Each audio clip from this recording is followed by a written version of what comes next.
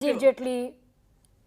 और फिर सड़क घोटाला याद दिलाऊं कि वो एक कितने करोड़ का टेंडर जारी हुआ था सड़क के लिए 1 किलोमीटर, और वो कितने गुना 18 गुना पैसा बढ़ गया उस सड़क के लिए। पर अनमोल पवार, ये रिकंसोलिडेशन जो है इसमें कुछ कॉन्क्रीट है इस रिकंसोलिडेशन में? भाई 25 पार्टियां एक साथ बैठी, पिछली बार 28 पार्टियां बैठी थी, 28 पार्टियों ने लोकसभा चुनाव लड़ा, 240 पर आया एनडीए, 240 पर आई ना बीजेपी। आप नहीं है पर इसमें वर्थ है, इसमें कुछ इंटेंट है, इसमें कुछ कॉन्क्रीट है। देखिए, जहां तक कांग्रेस की बात है, देश के लोगों का विश्वास पूरी तरीके से कांग्रेस से उठ गया है। इसीलिए बार बार हम देख रहे हैं अलग अलग राज्यों में वो जो है लगातार चुनाव हार रहे हैं और वो लोगों के मुद्दों को लेके सीरियस भी नहीं है। भाई जंतर मंतर पे अभी लाखों युवा एकत्रित हुए, उन्होंने अपना एक आंदोलन चलाया, उन्होंने सरकार से मांग की कि धर्मेंद्र प्रधान जो है वो इस्तीफा दें, उनके भविष्य के साथ जो खिलवाड़ किया जा रहा है भाजपा सरकार द्वारा उसे रोका जाए, पेपर लीक रोके जाएं, सीबीएसई में जो इस तरह की अनियमितताएं आ रही हैं उसे रोका जाए। लेकिन कांग्रेस की तरफ से उन युवाओं का साथ देने की बजाय उनके ऊपर केवल कटाक्ष किए गए। उन्हें कहा गया, से मुलाकात की राहुल गांधी ने, देखिए मुलाकात तो की, लेकिन आप इनके हैंडल्स उठा के देख लीजिए कांग्रेस के नेताओं के, ये उन्हें गाली दे रहे हैं। 12 शहरों में एनएसयूआई का, इंडियन यूथ कांग्रेस का प्रदर्शन चल रहा है, पुलिस उन पर वाटर कैनन छोड़ रही है।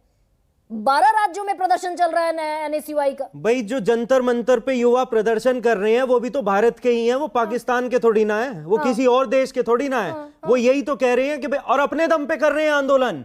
सरकार किसी पॉलिटिकल पार्टी के समर्थन के बिना अपनी आवाज खुद बुलंद की है युवाओं ने। तो अरविंद केजरीवाल सड़कों पे उतरा है। भाई जेनजी को सपोर्ट करना था, राहुल गांधी नहीं पहुंचे, अरविंद केजरीवाल चले जाते। हमने तो उन्हें सांकेतिक समर्थन दिया, हमने तो कहा कि उनकी मांग जायज है। भाई धर्मेंद्र प्रधान को इस्तीफा देना चाहिए, हम तो लगातार मांग कर रहे हैं। अरविंद केजरीवाल सशरीर पहुंच जाते, विजिबल समर्थन दे देते। क्या दिक्कत थी इसमें? वो युवाओं का प्रोटेस्ट है, युवा वहां लगभग हजारों की तादाद में युवा वहां मौजूद थे। हम उनकी मांग का पूर्ण तरीके से समर्थन करते हैं। धर्मेंद्र प्रधान ने देश के युवाओं का भविष्य पूरे तरीके से बर्बाद कर दिया और भारतीय जनता पार्टी के प्रवक्ता, भाजपा के प्रवक्ता भी कह रहे थे ना, सजेशन दे रहे थे किसी को, भाई साहब सजेशन दो अपने प्रधानमंत्री को और शिक्षा मंत्री को कि तुम लगातार पेपर लीक करा रहे हो, युवाओं के भविष्य को बर्बाद कर रहे हो, इस्तीफा दो। नाश कर दिया तुमने सारे युवाओं का। और तुमने क्या क्या वादे किए थे 12 साल में? अच्छे दिन का वादा किया था, क्या दिया? महंगाई की मार में धकेल दिया। कहो प्रधानमंत्री को इस्तीफा दें। तुमने कहा था 2 करोड़ नौकरी हर साल दोगे, 24 करोड़ नौकरी होनी चाहिए थी, आज तक तुम 1 करोड़ नौकरी नहीं दे पाए। कहो प्रधानमंत्री को इस्तीफा दें। तुमने कहा था कि भ्रष्टाचार खत्म करोगे, आज पहली बार मैंने गरिमा जी के मुंह से सुना है, किसी और न्यूज चैनल ने आज तक नहीं कहा मेरे ख्याल से, कि देश में जो 15 लाख करोड़ का घोटाला हुआ है, जिसमें कि 2000 करोड़ एलआईसी का था, हमारी और आपकी मेहनत का पैसा था, जिसमें 99.8% जो रेवेन्यू है वो फर्जी था। सेबी की आंख के नीचे, आरबीआई की आंख के नीचे, ईडी, इनकम टैक्स, सीबीआई की आंख के नीचे, केंद्र सरकार की आंख के नीचे घोटाला हो गया। आप लोग सो रहे हो। हमारे देश का 20% एक्सपोर्ट और भ्रष्टाचारियों को आप अपनी पार्टी में शामिल करते हैं। छोटा सा प्रोफेसर विनीत इंतजार कर रहे हैं बहुत, और मुझे सतीश केसिंग से भी फाइनल रिमार्क लेना। उस सवाल पर अब आ जाइए।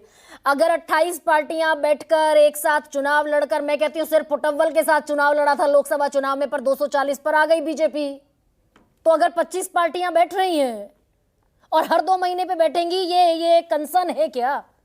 ये सत्ता पक्ष के लिए कंसर्न है ना, है कि नहीं अनमोल पवार?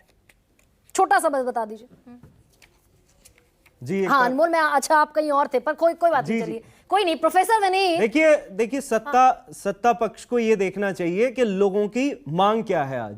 भाई लोगों की जरूरतों के हिसाब से आप देश नहीं चला रहे। आपने जो वादे किए थे वो सारे फेल हो गए। आपने तो मेक इन इंडिया